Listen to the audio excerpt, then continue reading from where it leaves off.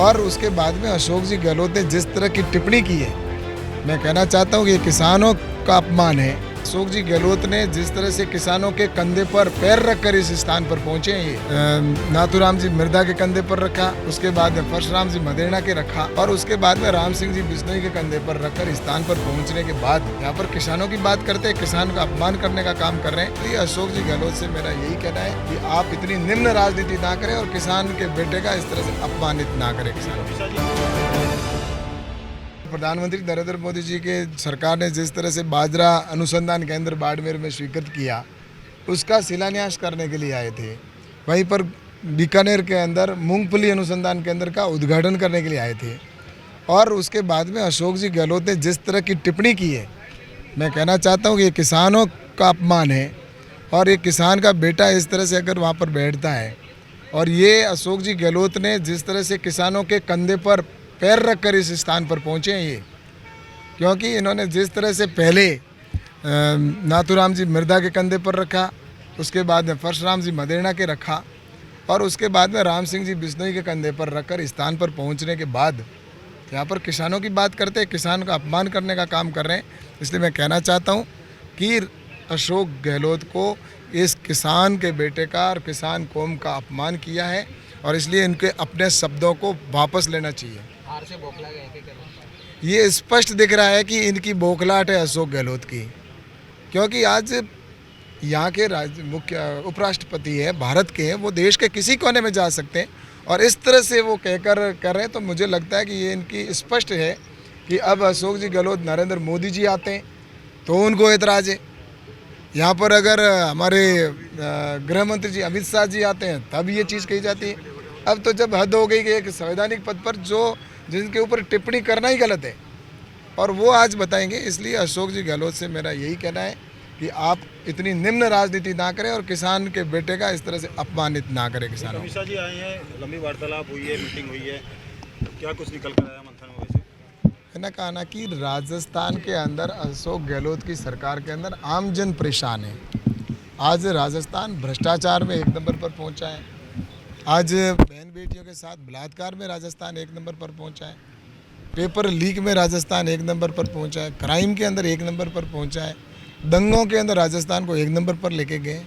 ये तुष्टीकरण की नीति का जिस तरह से सरकार में अशोक गहलोत की चला रही है, राम मंदिर के दरबार को तोड़ने वाली सरकार, राम के और शिवालयों को तोड़ने वाली सरकार, इस सरकार से जनता को कोई उम्मीद नहीं है। और इसलिए आने वाले समय के अंदर निश्चित रूप से भारतीय जनता पार्टी के पक्ष में राजस्थान की जनता और इसी को लेकर हमारा शीर्ष नेतृत्व निश्चित रूप से यहाँ पर आए और आगे की चुनाव की रणनीति के तौर पर हम निश्चित रूप से जनता के बीच में जाएंगे और इसी को लेकर तैयारी की कि हम जनता से आशीर्वाद लेकर और इस बैरी गूंगी और निकृष्ट और भ्रष्ट सरकार को कैसे उखाड़ फेंकें। एक टिकटों के लिए वैसे क्या कुछ रहा, किस तरीके से टिकट बांटे जाएंगे, पहली लिस्ट कब आ रही है? कल से जो है श्राद्ध पक्ष भी शुरू हो रहा है, क्या ऐसा है कि टिकटों के अंदर निश्चित रूप से कार्यकर्ता को टिकट मिलेगी और भारतीय जनता पार्टी का प्रत्येक कार्यकर्ता है वो अपने विधानसभा क्षेत्र के अंदर निश्चित रूप से काम करने वाला है, क्योंकि पिछले 5 सालों के अंदर इस निरंकुश सरकार के विरुद्ध कार्यकर्ताओं ने आंदोलन किए हैं, इनको जगह जगह पर घेरने का काम किया है।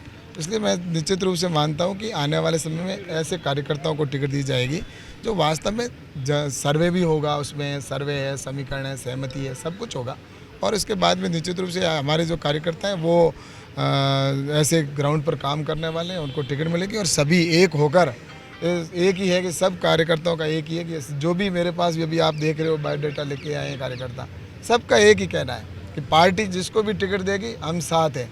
लेकिन पार्टी अपने कार्यकर्ता जो भी है वो अपनी विषय रखते हैं, अपनी दावेदारी सबकी होती है, लेकिन अंत में इस अशोक गहलोत की सरकार को उखाड़ फेंकना ये हम सब कार्यकर्ताओं ने जानकारी में आ रहा है डी ग्रेड की जो लिस्ट है आजकल में आ सकती है। ऐसा है कि भारतीय जनता पार्टी में कोई डी ग्रेड है, ना ए ग्रेड है, ना बी ग्रेड है। निश्चित रूप से मैं ये कहना चाहता हूँ कि भारतीय जनता पार्टी के अंदर जो जीतने वाले कार्यकर्ता हैं या जिसमें सबकी सहमति बनती है उनको टिकट मिलेगी। हमारे यहाँ पर कोई ग्रेडिंग का सिस्टम नहीं है, हमारे लिए कहाँ का ग्रेडिंग है।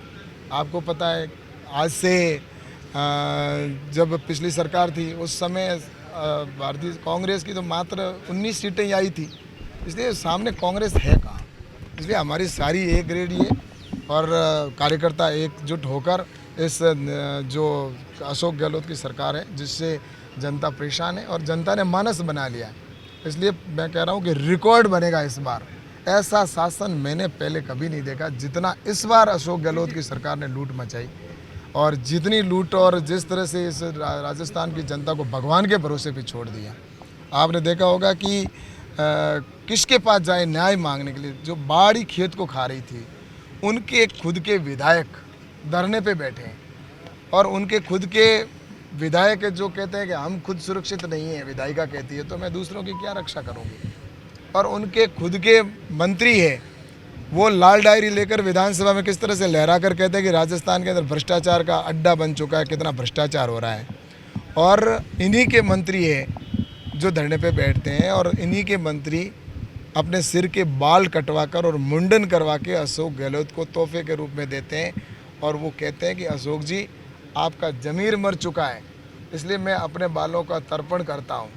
इससे बड़ा क्या दुर्भाग्य है। ऐसा मैंने तो पहली बार देखा है कि राजस्थान के अंदर कांग्रेस भी दुखी है और जनता भी परेशान है। महिलाओं का और मैं सोचता हूँ एमपी की तर्ज पर सांसदों को भी चुनाव लड़ाया जाएगा। ऐसा है कि भारतीय जनता पार्टी के अंदर जो निर्णय होगा वो मैंने पहले भी कहा ना कि जिस तरह से कार्यकर्ताओं की सबकी सहमति के आधार पर होगा। और इसके अंदर आपने देखा होगा कि जो हमारे कार्यकर्ता काम करने वाले उन सबको जो भी सर्वे के अंदर और सहमति बनेगी और उसमें कार्यकर्ता होगा, उस कार्यकर्ता चाहे वो सांसद है जो भी कार्यकर्ता है, बूथ पर हमारा अध्यक्ष है वो भी कार्यकर्ता है, पन्ना प्रमुख भी हमारा कार्यकर्ता है, लेकिन कार्यकर्ता को प्राथमिकता। महिलाओं का प्रतिशत कितना रहेगा? ऐसा है कि मुझे बताते हुए बहुत बड़ी खुशी हो रही है कि आज प्रत्येक हमारी महिला जो हमारी बहन है उसको इस बात की खुशी है कि प्रधानमंत्री नरेंद्र मोदी जी ने जिस तरह से अभी महिलाओं का बिल पास करवाया, और उससे स्पष्ट है कि महिलाओं के अंदर उत्साह है, जोश है। और निश्चित रूप से उन भारतीय जनता पार्टी ने तो पहले से ही आपको पता है कि महिलाओं को लोकसभा में हो चाहे विधानसभा में अच्छा प्रतिनिधित्व तो दिया है। और हमारे संगठन के अंदर भी निश्चित रूप से जैसा कि हम 33% जो है वो तो कानून अब पास हुआ है, लेकिन हमारे संगठन की रचना के अंदर भी आपने देखा होगा कि हमने उसको पहले से ही फॉलो कर रहे हैं। तो इसलिए मुझे लगता है कि निश्चित रूप से हमारी बहनों को भी बराबर है। मुख्यमंत्री अशोक गहलोत बार-बार ईआरसीपी के लिए केंद्र सरकार पर आरोप लगाते हैं। देश और दुनिया की हर बड़ी खबर के लिए सब्सक्राइब करें नवतेज टीवी और पल पल के अपडेट्स के लिए बेल आइकन को दबाना ना भूलें, क्योंकि आपकी खबरों का भरोसेमंद साथी है नवतेज टीवी।